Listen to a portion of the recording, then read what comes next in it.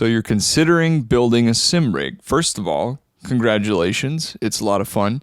Second of all, there's some stuff you should consider, like how long do you think you're going to do this? Are you going to upgrade in the future? How much space do you have? Can your computer even run everything without burning to the ground? Personally, it took me about a year, but I've figured it out for the most part, and it's fairly cheap too. You might be asking yourself, how much did he spend? How much am I willing to spend? First of all, that's what you should be asking yourself. But you should also wonder what's worth it, how durable is the cheap stuff, and all that. So if you do want to learn how to drive and you do want to build a complete rig, stick around.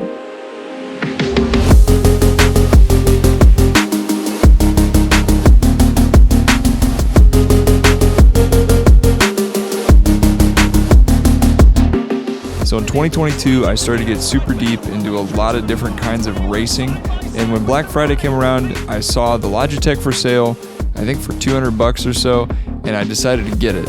And at the time, I just wanted to be more knowledgeable about what it even means to drive fast, how to carry speed, what the hell is trail braking, and basically all these other questions you might have and want to answer for yourself instead of watching a video of someone else like me. So I mounted the wheel to my desk and started driving it in Assetto Corsa. The wheel by itself was fine, but braking was an absolute headache. I would not recommend the desk mount. If you are somewhat serious, you can do it, but like I said, braking, it's just such a compromise, which ultimately leads us to what I settled on with what I'm sitting in. So because I was tired of the really obnoxious braking situation, I was looking for a full cockpit, but I didn't have loads of cash to spend, and options were pretty limited. The ones that are flashy and the ones that you want are always, first of all, like ridiculously expensive, so forget those. You can buy mounts for the wheels and pedals.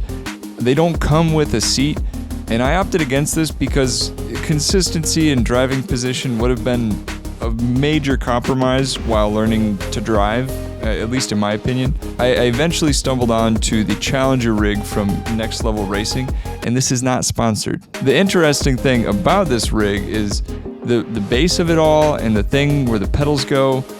You guys, I don't know the terms. You get it.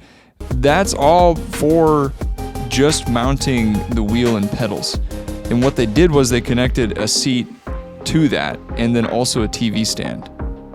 And what this means for the price is that for the combo, it's only $400. And then if you don't need the TV stand because maybe you're going to do VR, then it's only $300. And that's not bad, okay? It's not the most comfortable, I'm not going to lie to you. But for being able to just mash the brakes and nothing moves on you, it's so great. If you can find a better deal, or if your situation is smaller, we'll say, like if you have less room, I have seen there's foldable seats that you can get, and I would recommend looking at those.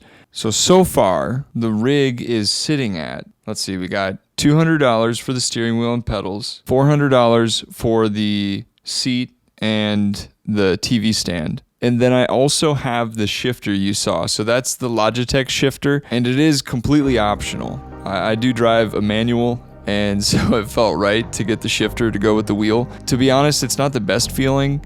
It's actually pretty numb and can kind of feel like a toy. It's not that bad, but it's nowhere near reality. It's so tiny too. However, it does give you some sense of engagement, and it can even be modded into a really crappy little handbrake if you use a rubber band. You basically just use the rubber band so that it goes back into third every single time you pull it. It's a gimmick. And then the last notable item, realistically, is the TV mounted in front of you. So I chose to use a 1080p Vizio. Just had this laying around. It was a bedroom TV for a while. This is even before I moved. I moved 3 years ago. I've had this thing forever. And honestly, basically any TV you have, or a cheap one if you can find one, like a dumb Walmart one, that's good enough. If you're going to use a TV, that's probably going to be good enough. VR, from what I've heard, is kind of where it's at. And the future of this channel has some exciting VR future, maybe. We'll have to see with what Meta comes out with this year. Also Apple, for any of my VR nerds out there, we'll see what they do. But beyond that, any TV will be just fine. You can't be racing on 480p or whatever. You might struggle with that. But if you can get a 1080p, 40 inch, 30 inch maybe, you should be okay. So is it worth it? Remember, if you are learning and you're not sure if this is something you want to do all the time, it's better to spend low and learn and invest later once you know that it's something you want to do. That's kind of where I'm at. I bought piece by piece slowly, but if you already know that you're going to be committed and you already like racing and you just need a rig, then this is a good way of doing it. And don't feel like you need every piece all at once. Like I said, it won't slow you down, or you won't be a bad driver if you don't have the shift knob or the fancy seat or whatever. Just remember, to get started, you just need the wheel and pedals. So let's talk about the VR aspect of it. I touched on it a little bit, but VR is the cherry on top. If you have it, you should use it.